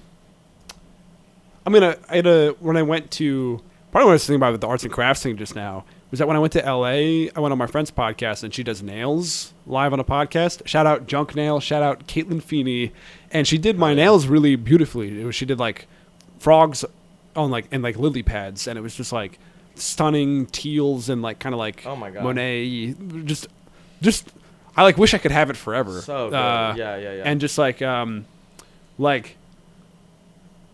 think that a lot of people with jewelry, like I'm trying to embody a certain arts and crafts or the feminine aesthetic of it, where it's like if you're gonna do the nail polish and you're gonna do the earrings and stuff, it's like if there is a feminine, like I'm trying to reclaim or help claim, I don't know. Yeah. Trying to femininity for my own aesthetic, or whatever. But I do think that some people engage with it as like what you're saying, where it's like maybe like they'll do black and very industrial, which I think is fun and fine also and looks good. Cool. Looks great.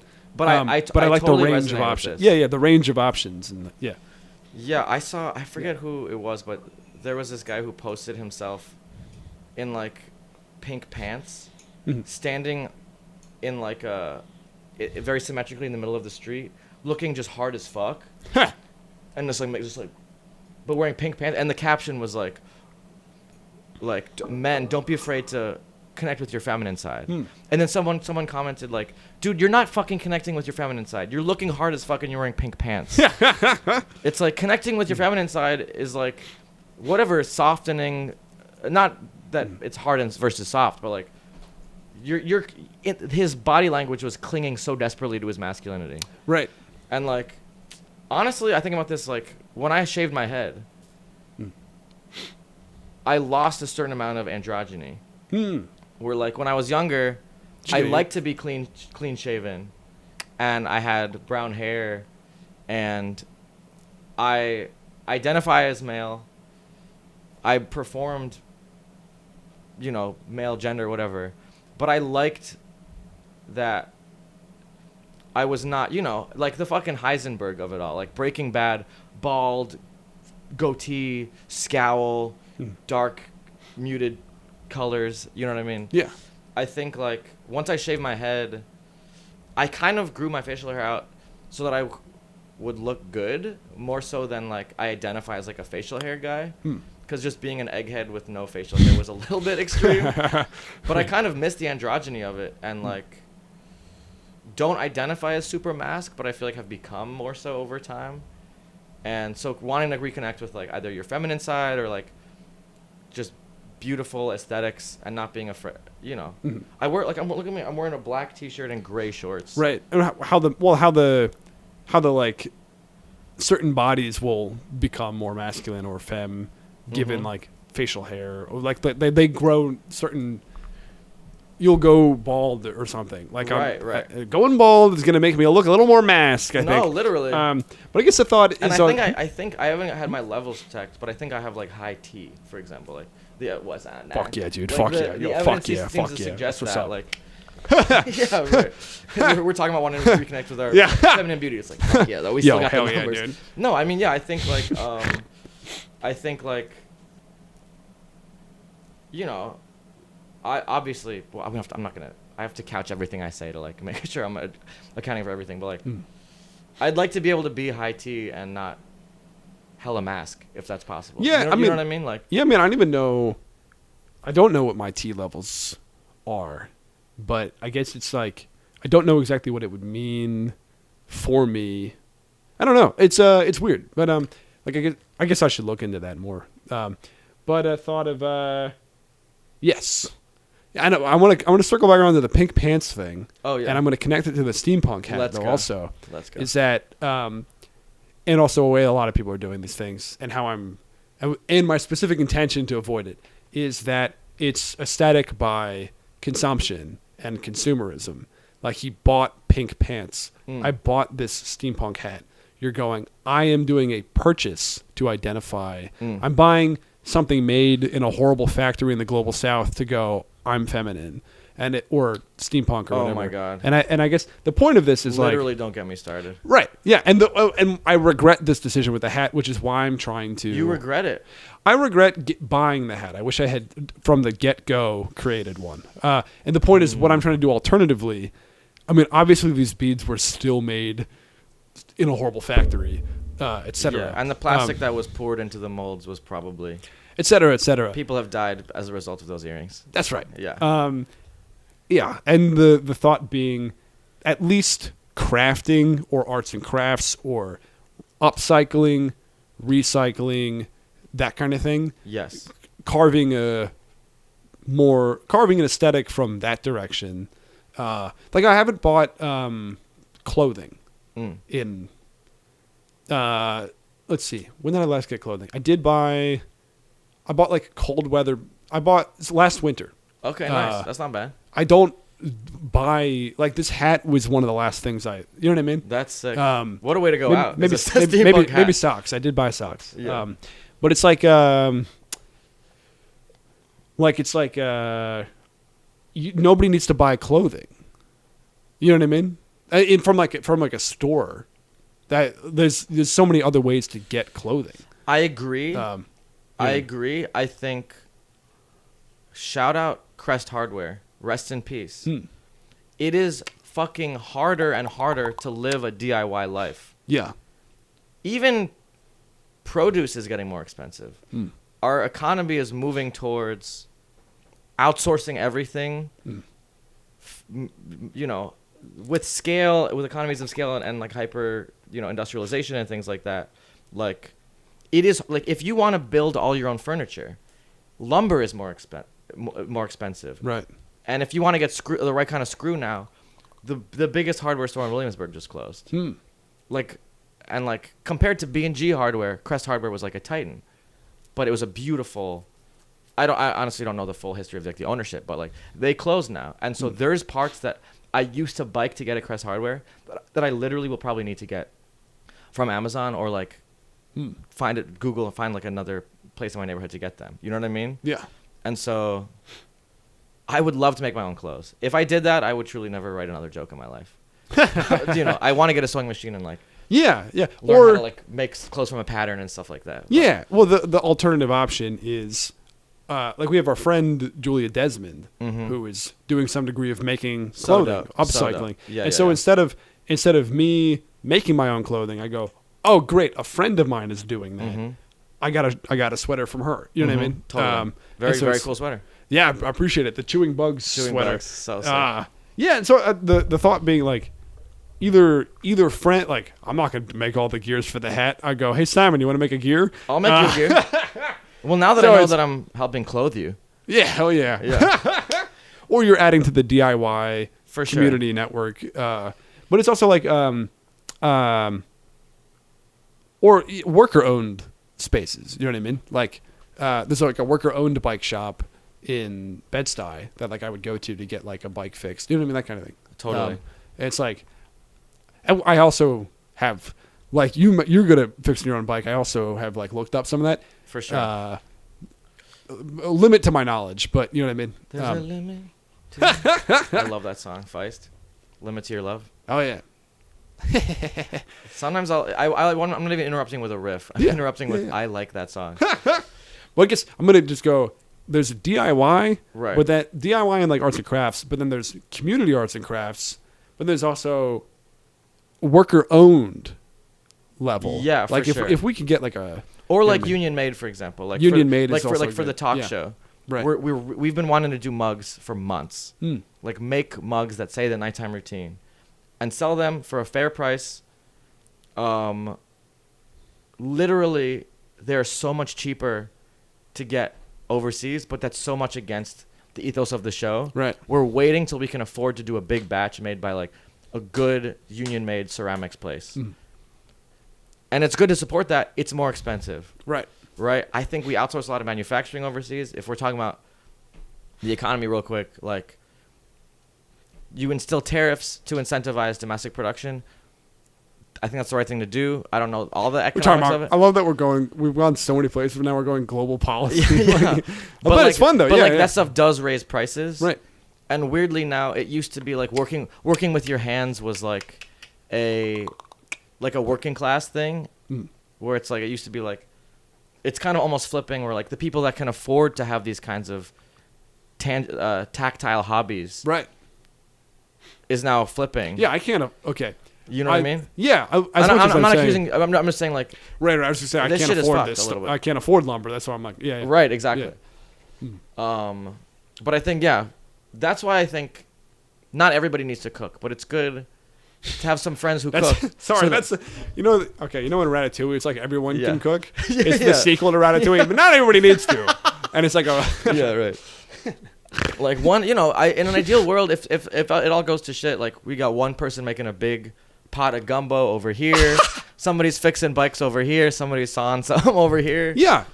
Like Julia's running the sewing machine, whatever. Right. If she wants to, if that's the role that she wants. A lot of people are like, it's like if you're like, well, learn to cook yourself. I'm like, all right, write your own jokes. Yeah, like, right. I don't know. Right. No, yeah, I mean, yeah, my friend, this is tough. Yeah, my friend, I'm not gonna shout him out because it's a kind of a negative thing I'm saying. It would anyway. He's a musician, and one time he came over he came over my place and I made us dinner, and the food was good, and he knows I'm a comedian. This was a while ago, admittedly, but like anyway, and he was talking about like, dude, I'm thinking about having some artists over and maybe some like industry people, and maybe we would do some like music and some performers and stuff like that. And then he's like, if I did that, would you be interested in catering it? And I was like, dude, I'd want to do a set. I'd want to fucking do stand up on that. I wouldn't want to. Would he let you do a set? And he was like, oh, sure. that too. But it was like a hypothetical. Right. But the fact that like the act of being able to, and I know tons of people can cook, and I'm sure most of them can cook much better than I can. Anyone can cook. I can make a few. Anyone can cook. Everybody poops. And everybody farts. It's true. And the sooner you can get your head out of your own ass and accept that. I like that. It's like a me. It's like a character flaw. I think as a comic, really being closed-minded. I'm honestly. I am trying very hard. No, you're doing it. I'm sorry. No. We had a very sensitive conversation about our barriers, and suddenly I'm like, you need to. I'm like, you need to change. It's pretentious of you. Yeah, it's elitist. Yeah. Honestly, we can't all have like a perfectly meated diet. We can't all have Soylent, right. Watching our macros. Some of us are gassy because we overcorrect a little bit. Some of us are eating too much seed bread or whatever it is. Sorry, yeah. What? Anyway. Just a quick suicide joke. Quick little touche. Suicide. Just a brief touching on that for the moment is that I think that's something where I think that's a subject that I'm like, that is what are my thoughts? I have thoughts on this. Let's go. Well, my thought is that it's not something I need to stray away from necessarily, because that is something that everybody is affected by in some way or another, or knows people or will know people or have thought about it, or it's a choice that people make. And I think by tabooizing suicide, that's a political choice, and you're saying that it's wrong. And I don't necessarily agree. However, not that it's not wrong. I think we need to help people, but I think like by tabooizing suicide, you're also blaming anyway. Sorry, the point is making suicide riff. I think is not necessarily an issue in the same way that. Yes, I think for two reasons. I think one, yes, we all have this shared. Many people know somebody who has or. Right. A suicide ideation is extremely common at different points in your life, whatever, right? Another piece of it is also like, we will all die. Yeah. So as from like an artistic perspective, not being allowed to grapple with our own mortality and it being in our hands feels rude, right? Like, right. If you're, whatever, like the history of like Black Americans in this country, like if you're not a Black person in this country, you do not know what it's like to live as a Black person. Right. We all know what it's like to fear for our lives or fear death to some extent. Yeah. Or to relate to the suicide idea. Exactly. Yeah. So absolutely. The idea of like you can be insensitive. Speaking from a place of trauma and such, it's like, well, that is I don't know. Yeah, absolutely. Anyway, sorry, man. You can absolutely be insensitive about it, and I'm not trying to be, but I guess my thought is me going. I think that's okay. It's fine. I think it's fine. Anyway, it's fine. My default is more to do the toe in the shotgun, but that usually doesn't read. Toe in the shotgun. Like if I want to act out, like if I want to do an act out of killing myself, I'll start taking off one of my shoes, and people get confused. Yeah. But I'm like, how am I going to hook it around? With that hat, you'd have to rig up some sort of gizmo. Yeah, Rube Goldberg of suicide. Yeah. Yeah. It's like a guillotine at the end. I'm like, things are really bad, and I just like knock over a domino, and people are like, I'm just like, just wait. The payoff is going to be huge. You like change your mind halfway. Yeah, I'm like, wait, where is it? Is it on, is it on the milk level yet? Stop. It's like so intricate. I'm like tasting hot sauce. Like, what's the Scoville? Is this the hot one? Yeah. Can I tell you my plan if I ever go on Hot Ones? Let's go. I'm immediately eating the number 8 one, the bomb one. The bomb, just I'm to going. Yeah, I'm just going in. That's funny. Yeah, I'm just going. Instead of doing, some people do 10 to 1, but you're going. I just go. I know this one's the worst. I'm doing this one. Nice. That's good. That'd be fun to do. And then leave the show. Yeah. I just wanted a free snack. Yeah, dude. I hate peer pressure, and I think that the Hot Ones is like rooted in this idea of peer pressure of like, you're going to eat all these hot wings. And so if I were to go in and be like, I'm going to eat just the spiciest one and then have a conversation. I mean, I would figure out how I don't know. Maybe maybe I would not eat like a single one of them or something. I would lose the game on purpose. But as like a political act, spirit, yeah. You're doing like Sinead O'Connor on SNL. You're gonna like tear up the Pope. Dude, they better never let me on SNL, by the way, because I would for sure do some shit like that. I mean, sorry. Anyway, with the platform, I mean, anyway, it's interesting. Sorry, they should let Simon on SNL. No. I mean, that's to be clear. Yeah, whatever. Sorry. No. Hey, come on. Yeah, absolutely. I mean, for the record, I think Hot Ones is great. I like it. Yeah. I'm okay with the peer pressure of it, and I think people being a little bit more candid because of the spiciness is an amazing conceit for energy. Yeah, no, it's a great idea. I think I might have said shit that I disagree with if I had a pepper in my mouth from the beginning of this chat, but I might have been a little bit more off the cuff and a little bit less second guessing. You know what I mean? No, totally. That makes sense. I think I just personally don't like peer pressure put on myself, and so okay. You know what I mean? For sure. I'm the opposite. I would sooner. I'll take the discomfort. Like stab me in the leg, slap me in the face. Let's go. You know. I like the challenge element of it. Like I think that is fun. But I think it's a fun idea, fun challenge. But I just like wouldn't. If there is a peer pressure element, like what is that? And I would want to engage with that like directly. I like being explicit with stuff. I don't know. Like that's cool. If I have like, that's fair. I don't know. Well, part of it's, talking to like an old friend who I lived with for years. and we would talk. We should wrap the podcast up soon. Oh no, I wanted to see. Okay. I wanted to make sure. I just remembered that I was still wearing the hat. Yeah, hell yeah. Yeah. I'm not taking it off now because I would have a line on my head. Ha! From the tan? From the dent. Oh. Yeah. From the tan of like the very indirect sunlight the coming gentle, through. natural sunlight. That's been slowly getting I'm darker. very Irish. I'm very fair. Although it is just like I would have certain opinions, and like my friend would be like, what do you mean? And I would have to like be like, oh, I thought it was like intuitive or obvious, and then when I would investigate it further, sometimes I'd be like, oh, this is dumb of me, and so like just having or I'd be like, all right, this is a clear explanation. So having to like very carefully, thoroughly explain opinions and actually have them to be rooted in like tangible things you can say, I think it's a very helpful mechanism. Yeah. I don't know. I think I have good instincts off the cuff, and then I really want to qualify and represent every little opinion. I think I can be hyper fixated with nuance. I mean, with stand up, yeah. That's why like when you say you think of me as like a political, I know that I get there. Yeah. And sometimes it's just the idea is just like it fits in with the comedic idea and I can just say it. But I guess there's a few bits where I'm like, when I'm writing it, I'm like, I want to say 8 different angles on this. No one wants to hear that. That's not fun for everybody. And I don't want to fucking be a preachy comic. You know what I mean? So. Yeah, but I love it though. Yeah. Oh man. Yeah. I don't know. I have some bits where I go on a little bit of a tirade because I know what my POV is and I can have some fun, just kind of cooking on it. Yeah. But like, yeah. I'm not a rant comedian, but I'm interested in exploring that space a little bit. And I think I told you that I was kind of giving you my thoughts on like I kind of want to do a bit on gentrification. Yeah, we talked about this. We don't have to explore that currently, but I want you to know that that's partly inspired by seeing you explore it. And I'm like, okay, I really appreciate that. Yeah.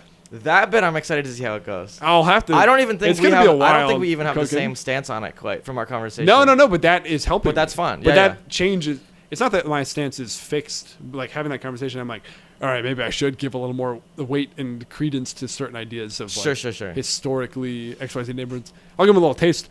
Hey, folks. Historically, oh, you don't want. Anyway, never mind. Okay, it needs to be cooked further. I can't give a snippet of it. Don't give it. Yeah, no. It needs to be. It's really. It needs to be. You shouldn't. I can't believe we did that. I can be pretty like historically black neighborhood. You care about the racial purity of a neighborhood? Anyway, okay, sorry. Nice. But I think the way I get there and the way I get out of that and the reasoning structure. But anyway, sorry, what? It'll be great. I will say I'm impressed that we did this whole thing with loose soil on the ground. If a picture frame was crooked, it would be killing me this whole time. Let me get that in frame real quick.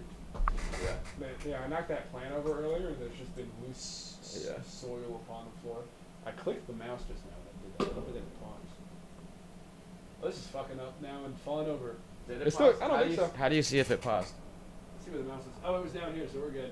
It would have stopped the thing. We're good though. All right, hey, what do you think? Might be time. I'm down to wrap up. Okay. Because I'm like getting 20, 30 minutes or so. What do you want to? I'm getting hungry. That's great. The thing. For sure. How do you wrap up? Yeah, we like so a few minutes of just like. Do you have further thoughts in the spaces we've been talking so far? Oh my god, I really appreciate that. Yeah. I guess I'm like, so honestly, when I think we do have a fun time. Hell yeah. Keep talking. Goodbye. Good. I did actually. I clicked out of it. Goodbye over here. I mean, I was excited to come here, and I think we do have fun. And agree to disagree, but keep going. Okay. No. I think we do. Make each other laugh, but I feel like usually when we talk, we kind of get into it. Oh yeah. Yeah. A little bit more substantively. So I guess I'm gonna forgive myself for my proclivity today to lean more towards the serious answer to the questions. Yeah. No, I love it. You know what I mean? I love it. I find that I personally get some funny stuff out of going like, all right, what's your opinion in this space? And then we go, we end up talking about I don't know, like I got to that Jiro Dreams of Sushi to go riff, but from great. like a food. Yeah, totally. Like, you know what I mean? Yeah. But I appreciate that you were, along for that ride. Do you have anything you want the people to know, or any plugs or anything? Plugs. We already did some plugs, but you can do it. Yeah. The talk show is the main thing. Come out to the gutter. What is it? September 12th. I know it's Is this going to be out? What? TNR.lol. The Nighttime Routine talk show. If you're interested. It's a good mix of substance and silliness, I think, on the show. Nice. Great band. TNR.lol. That's what's up. Or the Nighttime Routine on Instagram, and then we'll post information. Hell yeah. And your own Instagram. My own Instagram, Simon Jupiter. Why Jupiter? My middle name is Jupiter. Really? Simon Jupiter, yeah. Huh. My last name is Bloch, but yeah.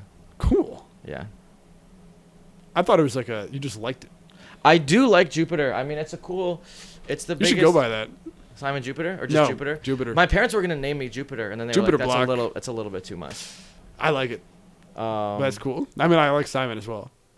Jupiter's just awesome. It is cool. Yeah. I think it would be. I think I'd have too big of a head. True. I think Simon. You would be such a different person. Yeah, I know. It'd be sick though if I was just very unapologetically the king of the gods. That'd be crazy. Is Jupiter the Zeus in Roman? It is the Zeus. He is the Zeus. He's the Zeus of it all. They really just went like, nope. Also, us too. Like, and this one is this one, and this one. But then sometimes it's like, but I think Saturn is like the father of Jupiter. Okay, hold on, real quick though. Let's go. It's like we got the Greek pantheon, and then the Roman, where they're like they copy pasted. Yeah, it's called the Squantheon. Proceed. Sorry. I'm trying to squeeze in one last good riff, and I just do not have it in me. It's called the Squantheon. I slept like 3 hours last night. And then there's that like the Christians did the same thing to the Jewish God, and then I mean, I know it's the same guy, but they're like adding characters, and then Islam is also like our guy too, though. Right. Yeah, you mean like how like they're doing the same how sort like of Moses is in the Bible, but he's also like a Jewish guy. Yeah. We can end on Squantheon. Let's end on Squantheon. The name of the episode. All right. Yeah. I like this free flowing little more form. Little long form. Yeah. Oh yeah. It's good and then we'll cut everything, and then it'll just be the porn stuff. That's nice. That'll be the clip. Yeah. The clip will just be you make all the noises. Yeah, that's all. I mean, I really. Do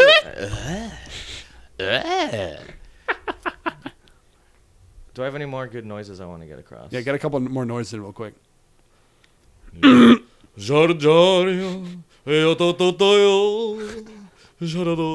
love. What is it? Popeye in the shower.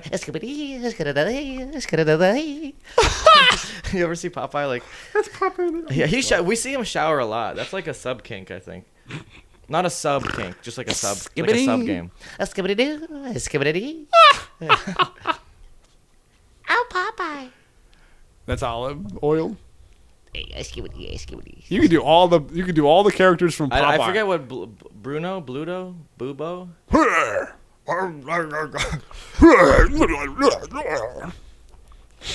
I love those guys. Tell me a character. I'll try to do it.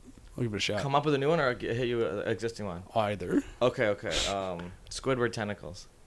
Oh, just one sound? Hey, Spawn. That's I don't know. I gotta learn impressions. Okay, Ed, or Eddie. Any of the above. Duh. Okay. Buttered toast. Yeah, pretty good. I don't know if that voice would fly these days, but it's such a good is character. That? Yeah. Oh, well, I think that's what he was doing. Hey, Ed. But now you can say you're doing... I'm doing... Eddie yeah. or whatever. Yeah. Let me hear your plank. That's kind of thinking it's like a sort of like Zen Tibetan bowl in his mind. Oh, yeah. I did a meditation once, and it was intense. Hey, plank. Sorry. The Rolf character was like, they were like, we're we're gonna say he's Eastern European and give him blue hair, but it's gonna be like an Indian accent of sorts. Yeah. Like, I don't know. I have it vaguely. Oh, don't do it. It was a little. I'm not gonna do it. Yeah. But I got it. I have it. Nice. Locked in. Nice. That's another version of the podcast where I'm trying to be serious the whole time, and then you're just interrupting with bits, and then you're trying to be serious, and I'm interrupting. Really bad riffs. I always thought the blue hair Canker sister was so hot. Anyway, Canker sister? Wasn't that name Canker? Honestly, I didn't love that show. Oh, I know I alluded to it. I like it now. I think it's funny now. Like it now. You're going back now and watching it. Well, I'm not watching it, but when I've brought it up, I'm like, I would have enjoyed this if I. But to me, they were just despicable. I did not like them. I'm like, these are chaotic imbeciles. I liked SpongeBob because he was he loved his job. I guess I was a bit of a bootlicker.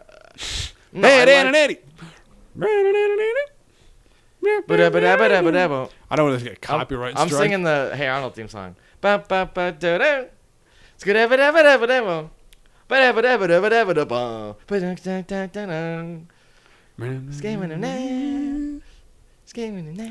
it, football head. I can't do it. I'm your man. Move it, foot.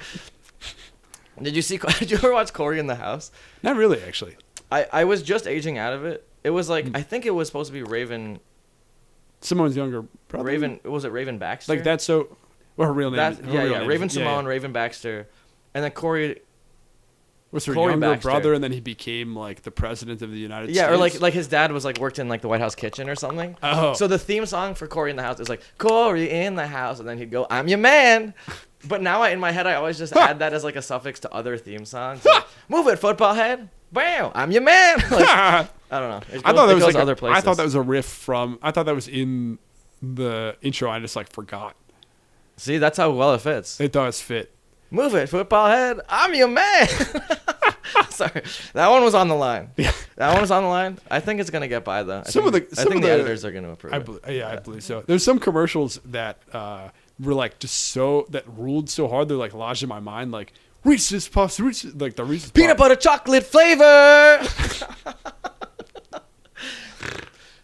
See, we're singing the song. We're singing the song. It's not more. And we're allowed to say the word if you're singing the song. And I said flavor. That's a rare instance where it's actually more woke to say flavor with the hard R.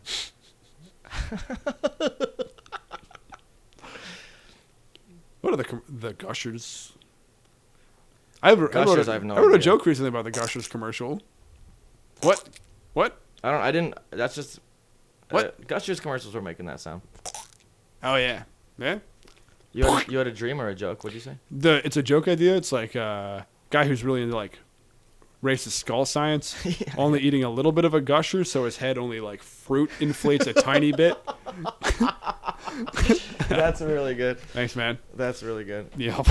This is not a skull science joke, but I'm such a fucking moron. No, that's good. No, your skull science chunk is transgressive. I don't know if you're allowed to say that in this hat. Okay. Your skull science joke. Yeah. It's really good. I know. I really like that chunk. Thanks, man. Yeah. I mean, the irony is clear. Because you're shedding light on it. Yeah. You're punching, I guess, up, although you're punching down on those racist idiots. You know what I mean? It's punching up at old historical. Yeah. This old. But you're also having fun with it. Right. I don't know if it's up or down because it's not necessarily a power structure thing as much as bad ideas that people have. Yeah. I'm having fun. We're having a good time. I'm going like Gusher. I'm going silly places with it. Yeah. It's great. I think it's great. The Appreciate Gushers that. is really fun. Thank you. I'm trying to figure out something with like your temples. Where like when I was growing up, my mom would say like don't push too hard on your temples, because you could like fuck up your noggin or something. So I've introduced a new part of the bit, which is going to like the skull doctor. And I'm basically treating the skull doctor as if it's like going to like the dentist. That's funny. And so it's like part of it's like what your mom's saying, like don't do that. It's like going like don't eat any like lemon sour candy. It'll like make your like face like shrink up. Or like he gives them like a doctor's note that says that you won't be able to learn math. And then that's pretty good. There's one more. It's don't you hate going to this like the skull doctor and most of the visits just with the skull hygienist? Oh, like, that's good. Sorry, I'm just doing bits at you now. But yeah, so there's the phrenology material I have out, but I'm trying to add a little more. Hell yeah. Thanks, dog. Keep digging. Yeah. All right, now I'm hungry and I gotta piss. Let's wrap this up. Okay, let's I love saying that in the camera, dude. Everybody needs to know. What? Let's take care of business. All right, yeah. You got any last words? Final. Suicide should be normalized. Thanks for coming on, Simon. Bye.